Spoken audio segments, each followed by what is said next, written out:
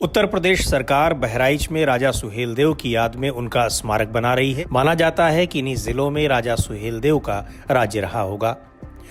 राजा सुहेलदेव को सरकार राजा सुहेलदेव राजभर के तौर पर प्रचारित कर रही है, जबकि इससे पहले उन्हें राजा सुहेलदेव पासी के तौर पर भी खूब प्रचारित किया गया। जबकि ऐसे लोगों की भी कमी नहीं है जो राजा सुहेलदेव को राजपूत समाज का मानते हैं। शायद इसी वजह से राजपूत समुदाय के लोगों ने राज्य सरकार की इन कोशिशों पर आपत्ति जताई है कि राजा सुहेलदेव को राजपूत की बजाय राजभर क्यों बताया जा रहा है। रविवार को ट्विटर पर इसके खिलाफ बाकायदा अभियान छेड़ा गया और राजपूत विरोधी भाजपा हैशटैग को ट्रेंड कराया गया। रविवार को इस हैशटैग से करीब 54,000 ट्वीट किए गए।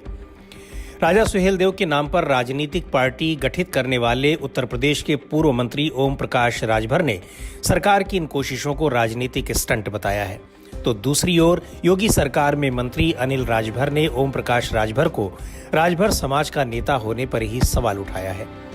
इन सब के बीच ये जानना दिलचस्प है कि राजा सुहेलदेव कौन थे और अलग अलग जातियों के बीच उन पर दावे की वजह क्या है।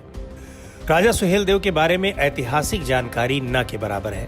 माना जाता है कि 11वीं सदी में महमूद गजनवी के भारत पर आक्रमण के वक्त सालार मसूद गाजी ने बहराइच पर आक्रमण किया, लेकिन वहां के राजा सुहेलदेव से वो बुरी तरह पराजित हुआ और मारा गया। सालार मसूद गाजी की यह कहानी 14वीं सदी में अमीर खुसरो की किताब एजाज़े खुसरवी और उसके बाद 17वीं सदी में लिखी गई किताब मिराते मसूदी में मिलता है।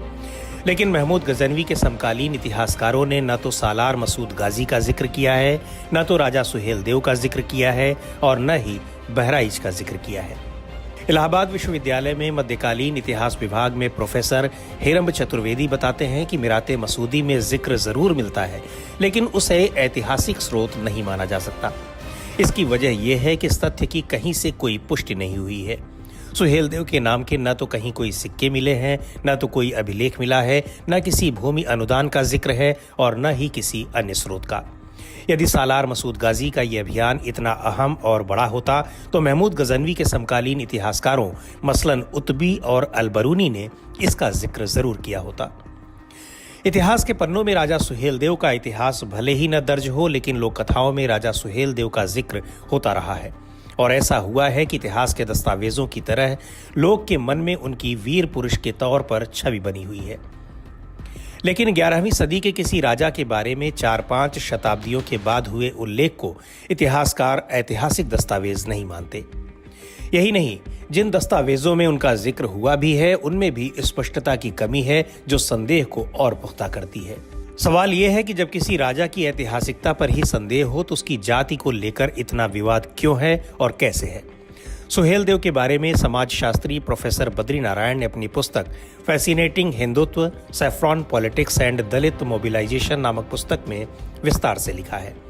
हालांकि सुहेलदेव की ऐतिहासिकता पर बद्री नारायण भी बात नहीं करते हैं, लेकिन उनकी जातीयता को लेकर होने वाले विवाद पर वो चर्चा जरूर करते हैं। बीबीसी से बातचीत में बद्री नारायण कहते हैं कि सुहेलदेव भर समुदाय के नायक थे। दलित समुदाय में आने वाली पासी जाति भी उन पर अपना अधिकार जताती है और पूर्वी उत्तर प्रदेश में भर या राजभर जाति के लोग भी उन्हें अपना नायक मानते हैं। दरअसल उस समय जो समुदाय लाठी से मजबूत होते थे यानी ताकतवर होते थे, वो ताकत के बूते अपना राज्य स्थापित करने में कामयाब हो जाते थे। राजा सुहेलदेव के साथ भी ऐसा ही रहा होगा। सुहेलदेव की जाति को लेकर कई जाति समूह दावा जता चुके हैं। मिराते मसूदी के बाद के लेखकों ने सुहेलदेव को भर, राजभर, बैस राजपूत, भारशिव या फिर नागवंशी क्षत्रिय तक बताया है। इसी आधार पर क्षत्रिय समाज इस बात पर आपत्ति जता रहा है कि सुहेलदेव को उनकी जाति के नायक की बजाय किसी और जाति को नायक के रूप में क्यों सौंपा जा रहा है। राजपूत करणी सेना के प्रदेश अध्यक्ष राकेश सिंह रघुवंशी कहते हैं कि क्षत्रिय समाज के राजा सुहेलदेव बैस के इतिहास से छेड़छाड़ करने को राजपूत समाज बर्दाश्त नहीं करेगा। यह हमारे मान, सम्मान और स्वाभिमान से जुड़ा मामला है। राजनीतिक लाभ लेने के लिए उन्हें राजपूत समाज से अलग करने की साजिश की जा रही है, जिसका हम सड़क पर उतरकर विरोध करेंगे। दरअसल पूर्वी उत्तर प्रदेश में करीब 18% राजभर है और बहराइच से लेकर वाराणसी तक के 15 जिलों की 60 विधान सीटों पर इस समुदाय का काफी प्रभाव है। राजभर उत्तर प्रदेश की उन अति पिछड़ी जातियों में से हैं जो लंबे समय से खुद को अनुसूचित जाति में शामिल करने की मांग कर रहे हैं। बद्री नारायण बताते हैं कि 1960 के दशक में बहराइच और इसके आसपास के जिलों के नेताओं ने पासी समुदाय को आकर्षित करने के मकसद से सुहेलदेव को महान पासी राजा के रूप में चित्रित करना शुरू किया। उनके मुताबिक दशकों से दबाए गए पासियों ने भी सुहेलदेव पर दावा ठोंकते हुए उन्हें गर्व भरी निगाह से देखना शुरू किया। बाद में बहुजन समाज पार्टी ने इन सामाजिक प्रतीकों का राजनीतिक लाभ लेने का प्रयास किया और अब बीजेपी उसी अभियान को आगे बढ़ा रही है। साल 2002 में बहुजन समाज पार्टी से अलग होने के बाद ओम प्रकाश राजभर ने नई पार्टी बनाई और उसका नाम रखा सुहेलदेव भारतीय समाज पार्टी।